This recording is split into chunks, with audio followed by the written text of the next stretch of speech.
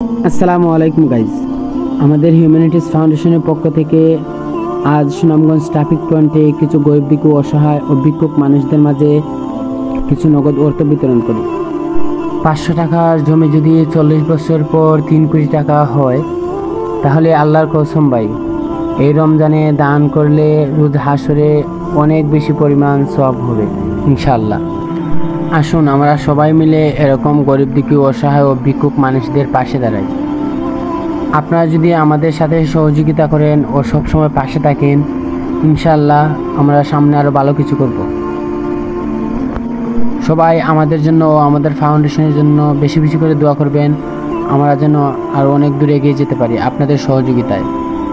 যে বা যারা আমাদের ফাউন্ডেশনে দান করছেন এবং করবেন, সবাইকে আমার অন্তঃস্থল থেকে অসংখ্য ধন্যবাদ। ভিডিওটা বেশি বেশি শেয়ার করে অন্যদেরকে উৎসাহিত করে দেন, যাতে করে সবাই এরকম গরিব দুঃখী, অসহায় মানুষের পাশে দাঁড়াতে পারেন। অল্প কিছু দিলেই ওরা অনেক খুশি হয়ে যায়।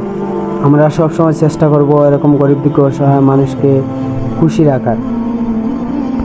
এরকম মানুষগুলোও খুশি হবেন, আমার আল্লাহ অনেক খুশি হবেন। আসসালামু আলাইকুম।